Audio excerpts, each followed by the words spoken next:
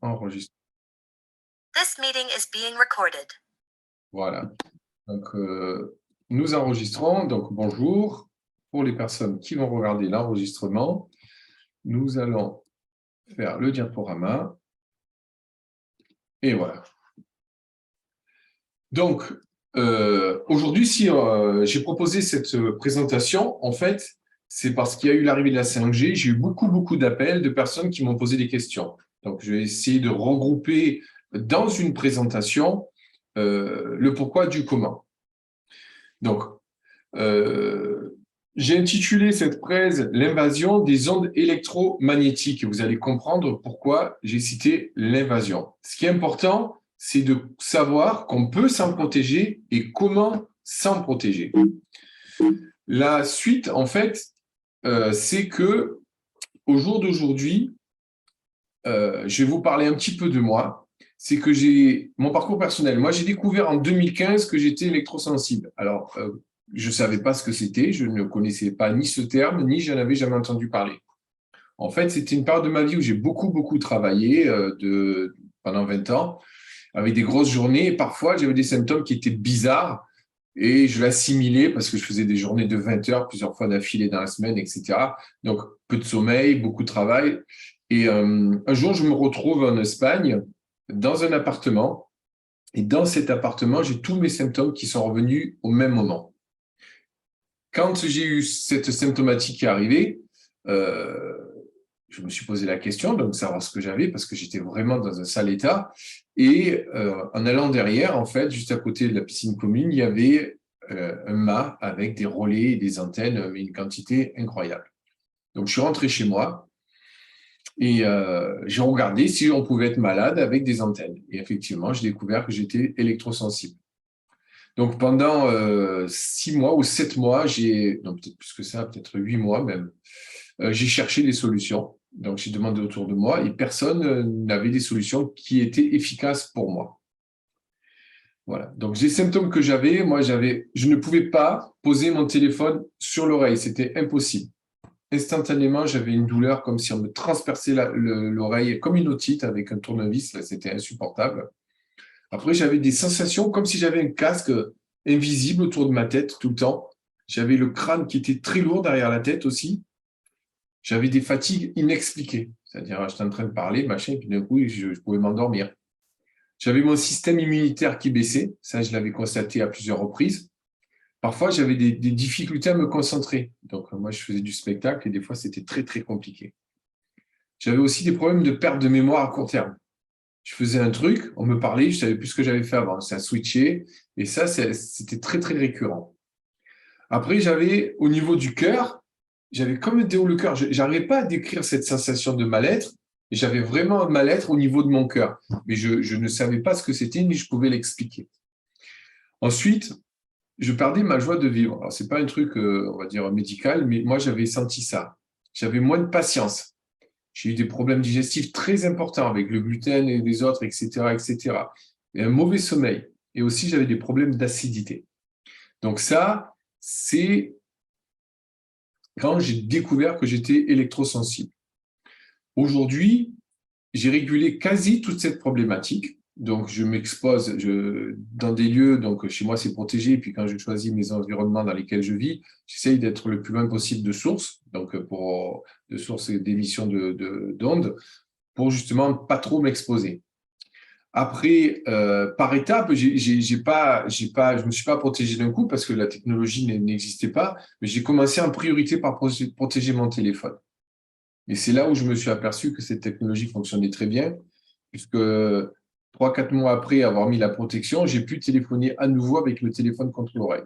Donc, je ne le mets pas, je mets un casque depuis toujours, mais maintenant, je peux le faire, ça ne me fait pas mal.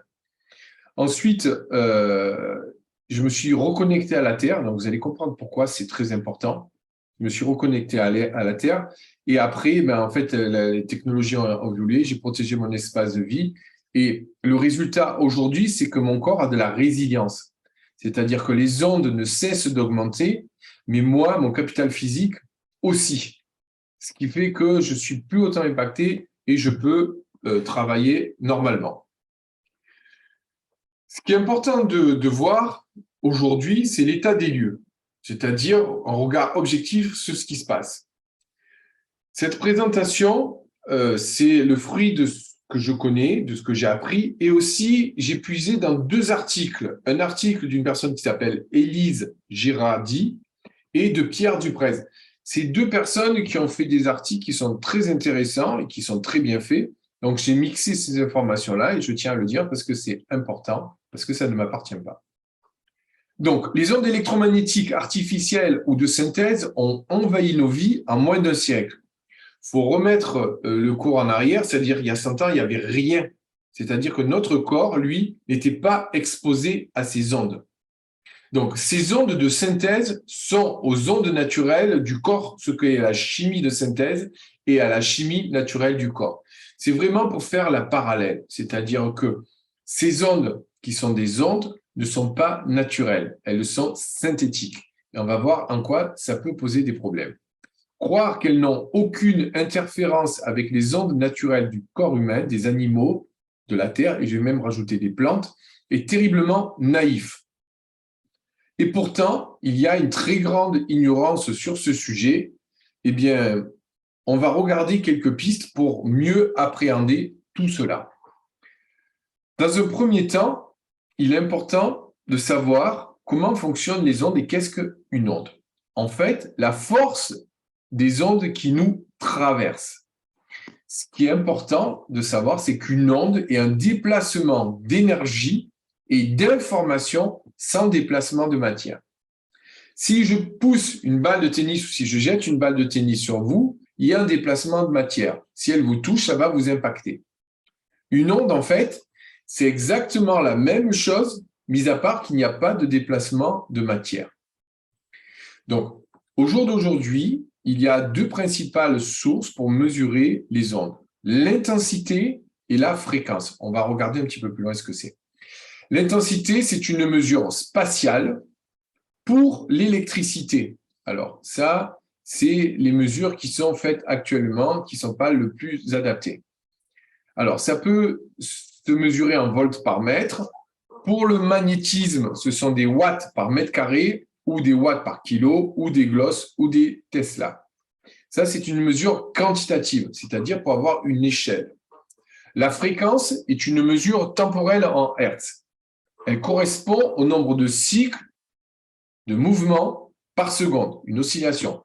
Exemple, une vague qui marche comme ça, c'est un cycle de 1 Hertz. Si j'accélère, ça va faire 10 Hertz, etc., etc. Et vous allez comprendre pourquoi c'est important.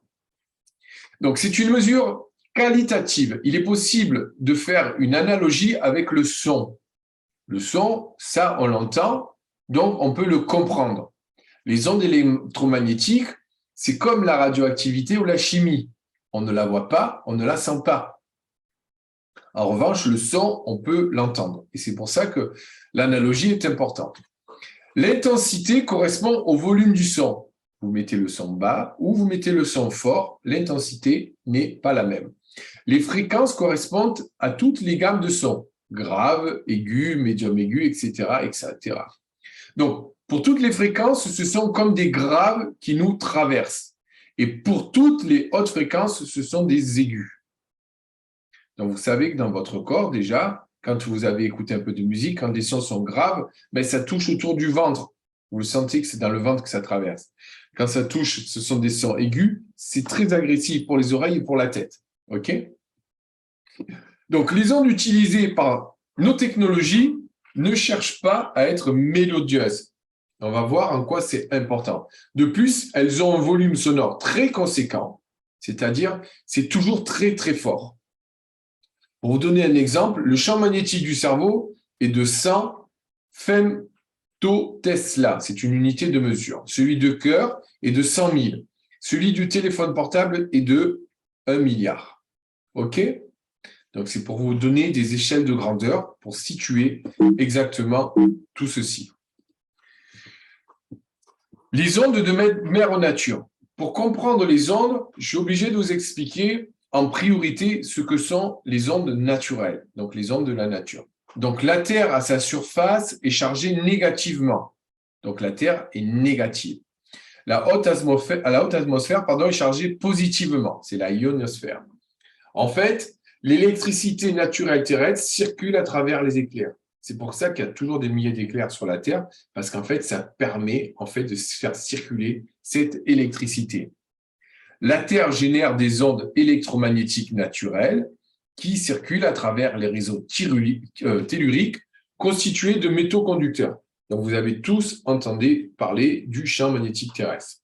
Voilà. Le deuxième point, c'est que la Terre a une onde, a une fréquence qui a été mesurée, qui a été découverte par une personne qui s'appelle Otto Schumann dans les années 1950. Donc, cette fréquence est de 7,83 Hz. C'est une fréquence qu'il faut connaître et qui est très importante pour aider notre organisme à avoir un bon fonctionnement physiologique. Donc,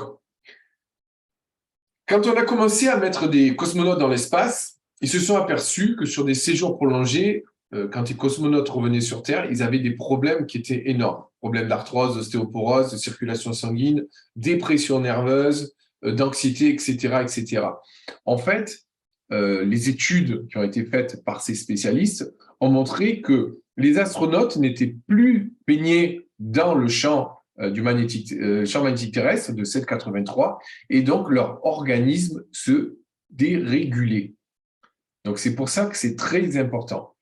Ceux qui ont travaillé en premier là-dessus, ce sont les Russes, et je connais très bien les personnes qui ont créé ça, qui s'appellent Wolfgang Kafka. Et en fait, ils ont réussi à recréer une fréquence qui reproduit le champ magnétique terrestre. Et à partir de ce moment-là, ils ont pu les installer dans les navettes et dans les stations spatiales. La fréquence du cœur, et c'est là où vous allez voir que tout ceci prend son importance. Tous les organes humains et les oligoéléments, calcium, magnésium, potassium, chrome, génèrent des ondes électromagnétiques naturelles. Donc, quand on a à l'intérieur de nous certains oligoéléments, il faut savoir qu'eux-mêmes génèrent des ondes électromagnétiques. Vous allez comprendre pourquoi c'est si important. Ils fonctionnent avec des fréquences spécifiques. Et le plus important pour nous, c'est de constater que le cerveau et le cœur, qui sont les organes les plus sensibles au niveau électromagnétique, le plus sensible, c'est le cœur, puisqu'on fait un électrocardiogramme pour mesurer le cœur, ou un électroencéphalogramme pour le cerveau. En fait, ils ont une fréquence proche de 7,8 Hz. Donc, c'est proche de la résonance de Schumann. La Terre a une résonance de 7,8, notre cerveau 7,8 et notre cœur 7,8. Il y a des hommes qui ont travaillé là-dessus. Donc, vous pouvez refaire des recherches. Il y a Louis-Claude Vincent qui avait pratiqué des analyses, etc. et qui a travaillé sur la bioélectronique. Je vous laisse rechercher si ça vous intéresse. C'est vraiment très, très intéressant. Ensuite, un point qui est important à identifier, c'est que les terrains qui sont favorables à la santé ou à tel ou tel type de pathologie, mais aussi à tel type de virus. En fait, il a constaté que si on intègre la concentration en électrons et en protons, parce qu'il faisait des mesures là-dessus, en fait, il allait déterminer le terrain d'un individu. Et ce terrain-là est propice à développer des pathologies ou pas, mais aussi des virus ou des bactéries. Ce qui veut dire, les électrons et les protons, c'est les champs électromagnétiques. On va voir un petit peu plus loin. Donc, en fait, en fonction de ça, ça va avoir un impact sur notre organisme ou l'affaiblir. Les ondes électromagnétiques jouent un rôle de développement dans les différents terrains et par conséquent, ce qui induit comme un état de santé et de développement de tel ou tel germe. Je vous ai mis un petit schéma ici pour vous montrer les fréquences. Alors, c'est important de les avoir, de les connaître, et quand vous allez comprendre et regarder les fréquences des appareils qui nous entourent, vous pourrez comprendre en quoi ils peuvent rentrer en dissonance.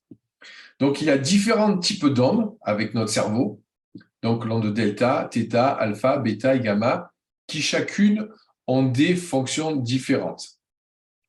Donc, quand on fait de la relaxation, généralement, on est en onde alpha. Quand on fait ça s'appelle quand on fait de la méditation, on passe en onde θ. Les voyants, par exemple, c'est un onde θ. Après, en bêta, c'est l'onde qui est normale, on va dire celle de tous les jours, quand on va travailler, quand on conduit, etc. Et l'onde gamma, c'est une onde, on va dire, un peu plus spécifique pour se connecter, pour la créativité, etc., etc. Ensuite, vous avez le cœur, vous avez la peau, vous avez le gros intestin, le foie et les organes génitaux. Donc, le cœur, vous avez deux types de fréquences qui influencent le cœur, 7,83 Hz et 380 MHz. Vous avez pour la peau, vous avez pour les organes génitaux, etc., etc.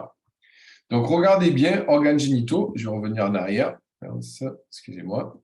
Voilà, organes génitaux, 3,9 GHz. Les téléphones sont au-delà de 2,6 GHz. Hein, voilà.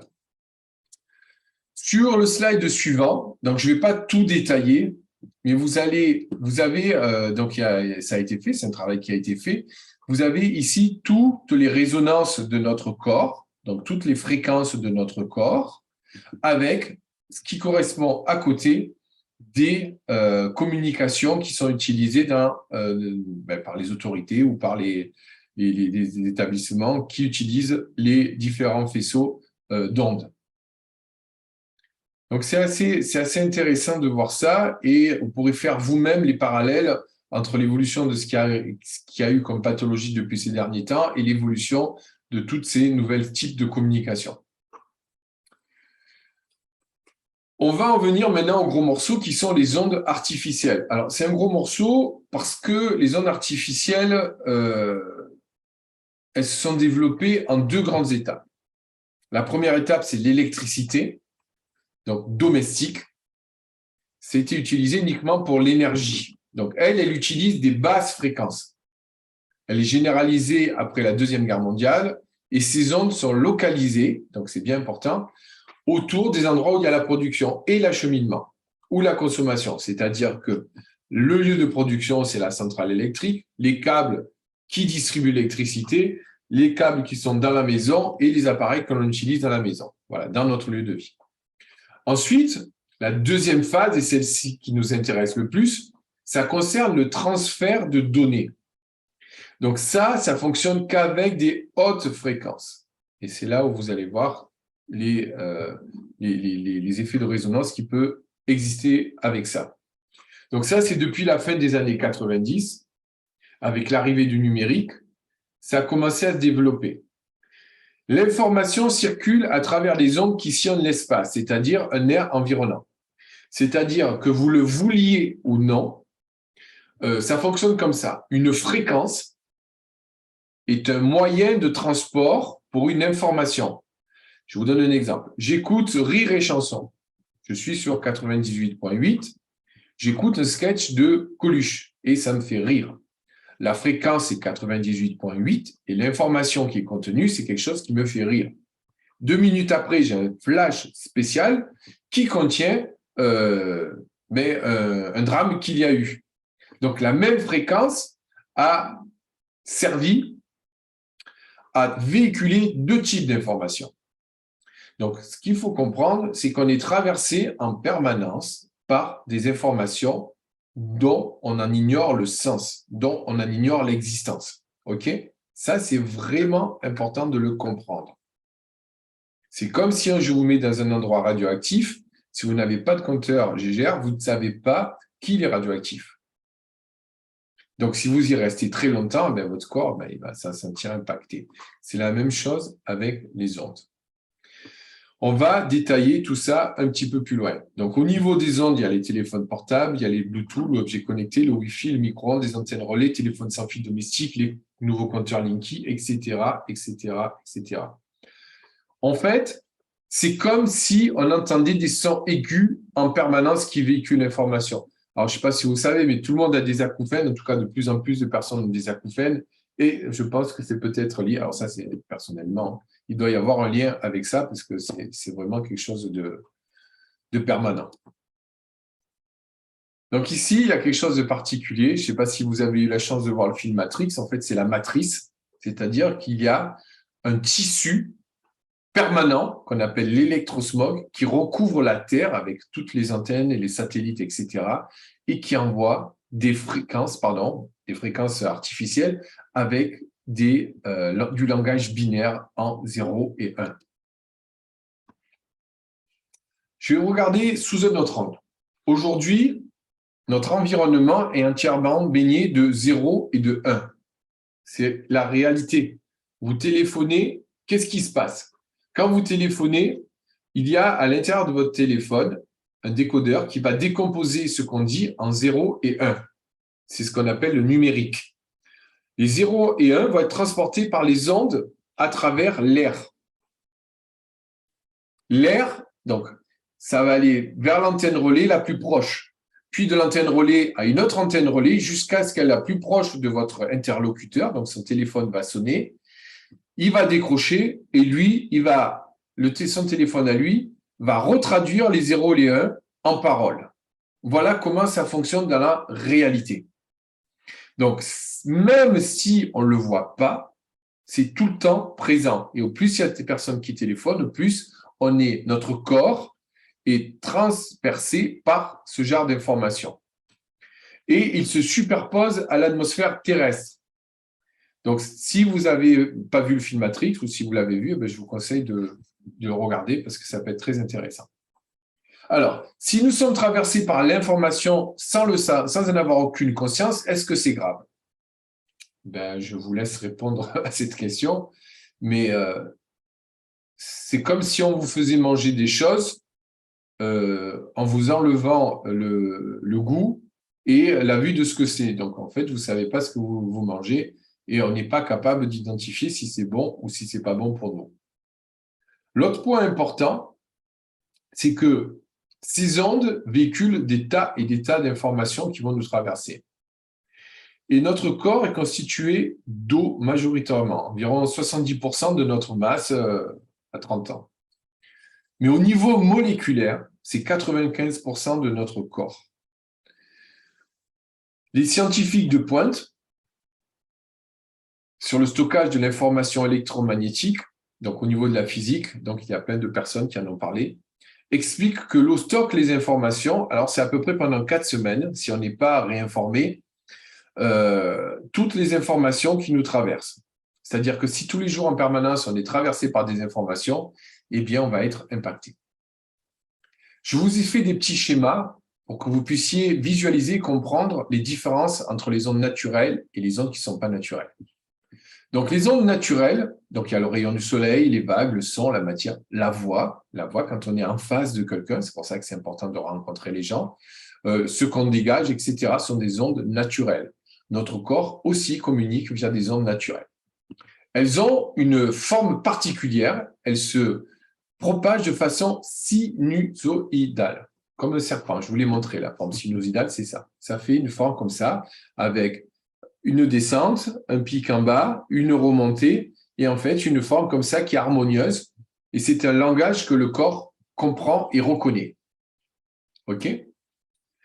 Donc, certaines de ces ondes sont bénéfiques, comme les UV de la lumière, ou qui sont utilisées par la peau pour la vitamine D, ou d'autres qui sont délétères, c'est-à-dire qui ne sont pas très bonnes, comme les rayons X. Voilà. Donc, on peut mesurer l'intensité du champ électromagnétique traduit dans une exposition et pas forcément une nocivité. En fait, la difficulté, c'est que souvent, on confond l'exposition, c'est-à-dire on est beaucoup exposé, mais ça dépend du type de rayon qu'on a. Si on est exposé à des UV, oui, c'est moins dangereux que d'être exposé à des rayons X. Donc, c'est ça que ça veut dire. OK ? Ensuite, on va passer aux ondes numériques ou ondes artificielles. Donc, les ondes numériques n'ont rien à voir avec les ondes analogiques du passé. Elles sont plus nocives. L'intensité de ces ondes numériques traduit une exposition et nullement les réels dangers. En fait, les appareils de mesure mesurent un taux d'exposition, mais ne mesurent pas l'impact qu'il y a sur l'organisme. Donc, et c'est là où c'est très délicat et on va regarder un petit peu plus loin.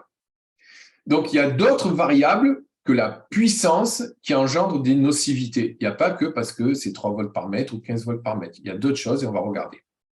Et pourtant, aujourd'hui, il n'y a que ça qui est modélisé. Donc, on vous dit, votre téléphone portable, il a telle émission, machin, oui, c'est le moyen.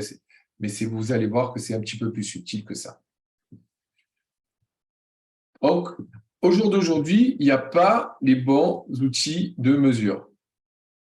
OK, alors excusez-moi, j'ai fait un petit… Voilà. Au jour d'aujourd'hui, on n'utilise pas les bons outils de mesure. Ça, c'est un point qui est très, très important.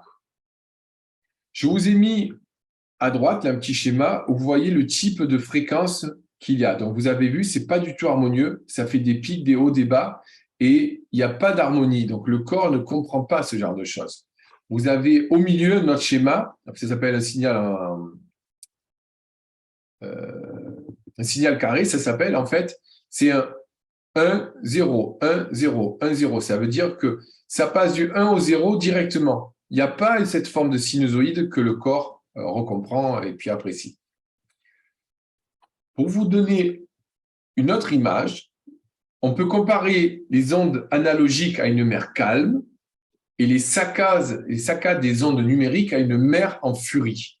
Donc, vous avez le petit schéma ici en blanc. Donc, vous avez vu, ça fait des vagues qui sont douces, etc. Et là, vous avez vraiment comme s'il y avait une tempête. Donc, ceux qui ont été à la mer, ils savent très bien comment ça se passe. Et le problème, c'est que le corps ne reçoit pas les informations, ne reçoit pas les ondes de la même manière. Donc, comment ça peut agir sur notre santé?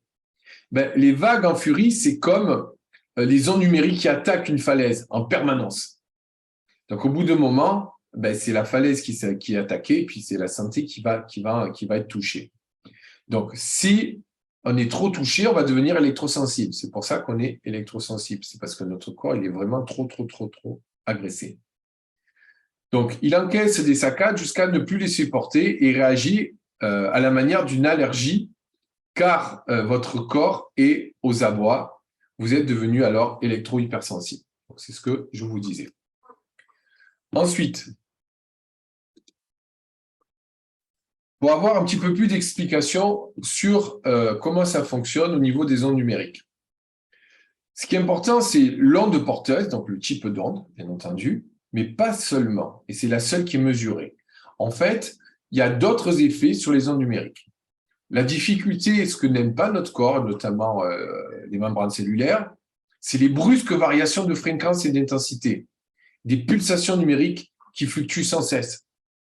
Et c'est la problématique, par exemple, du Linky, parce que c'est des flux qui arrivent comme ça, qui sont pulsés, et ça, le corps n'aime pas beaucoup. Donc, et la forme de l'onde, elle n'est pas sinusoïdale. Donc, ça engendre des inductions électriques dans le corps. Vous avez entendu parler de la plaque à induction. En fait, la plaque à induction, c'est exactement ce principe-là. Donc, ça génère le même effet dans notre corps. Ensuite, il y a un point qui est important, c'est la densité du trafic des données transmises. La densité du trafic des données transmises. Donc, une onde numérique de grande puissance, mais avec peu de données transmises, est moins nocive qu'une onde numérique de faible puissance, mais avec beaucoup de transferts. Et ça, les mesures n'en tiennent pas compte. On va regarder un petit peu plus loin pour que vous compreniez. Ne tenir compte que de l'intensité, c'est comme si on mesurait la largeur d'une route pour déterminer la pollution. Cela veut, en fait, ça ne veut rien dire si on ne sait pas le nombre de voitures qui passent sur la route. Donc là, je vous ai mis un exemple en image. Donc, l'onde numérique porteuse, c'est l'autoroute, donc on peut la voir. Donc, la pollution qui est émise, s'il n'y a qu'une voiture, il y a peu de pollution. En revanche, si vous avez une petite route où il y a des tas de voitures, il va y avoir beaucoup de pollution. Donc ça, on peut dire que c'est un grand schéma de déplacement d'ondes, comme le téléphone normal ou les ondes hertziennes. Et ça, vous avez ici le Wi-Fi en bas à droite. OK? Donc, quand vous voyez dans une classe où tous les enfants ont du Wi-Fi, qui ne sont pas protégés, qui transportent beaucoup d'informations, je vous laisse par vous-même juger de ce qui peut se passer. Donc, les fréquences engendrent des effets dans votre corps. Un, c'est les effets de résonance. Alors, l'effet de résonance, c'est quelque chose de très important et c'est quelque chose à connaître. Parce que c'est une loi qui régit l'univers et c'est une loi qui régit nos organismes. Donc, les électrons tournent et se maintiennent autour d'un noyau d'un atome grâce à des forces électromagnétiques avec une certaine fréquence de mouvement. C'est-à-dire qu'on est constitué, nous, d'atomes. Et en fait, un atome, vous avez un noyau et vous avez en fait une certaine fréquence de rayonnement. Ça génère, donc, il y a une énergie donc, qui relie le tout, qui fait que c'est stable. OK ? Donc, si vous comprenez bien que si on modifie quoi que ce soit là-dedans, ben, ça va engendrer des conséquences de dissonance. C'est comme si on désaccordait un piano. C'est exactement la même chose. Donc, les fréquences engendrent dans notre corps des effets donc, sur la résonance. Et là, on va voir pardon, les propriétés de la résonance. Alors, le premier effet, alors, on va finir cette diapositive. La salle va se couper. Je vais réouvrir la salle et on va recommencer. Je suis désolé, mais je ne suis pas sur la bonne salle et je me suis trompé. Je n'ai pas pris la salle où j'étais en illimité. Je suis vraiment désolé. C'est pas grave. On va faire comme ça. Alors, en fait, pour comprendre la résonance, vous connaissez tous la Castafiore. Quand elle chante, elle émet un son avec différentes fréquences. Si une des fréquences correspond à la fréquence propre du verre, en fait, c'est ce qu'il cherche à faire, alors il va y avoir un transfert d'énergie. Comprenez bien ce que ça veut dire parce que c'est très important. Et ce transfert d'énergie, il est immédiat et violent jusqu'à faire exploser le verre qui a subi cette vibration. Et ce qui est important là-dedans à savoir, c'est que l'intensité, qu'elle soit forte ou faible, n'a aucune importance. C'est-à-dire qu'à partir du moment où sa voix est en résonance avec le verre, qu'elle le chante très fort, doucement, c'est la même chose. Ça veut dire que la résonance est une loi qui est très, très, très importante. Je ne sais pas si vous pouvez bien comprendre. Donc, les pulsations numériques balayent une multitude de fréquences et notamment celles qui font entrer en résonance les processus biochimiques de notre corps, quelle que soit l'intensité. Vous comprenez que les mesures d'intensité ne sont pas représentatives de cette nocivité, car dans ce cas, ce qui importe surtout, c'est la fréquence et non l'intensité. OK ? Donc, je vais en arrêter là, je vais couper l'enregistrement et on revient, je réouvre la salle. Je suis vraiment désolé et à tout de suite. Merci.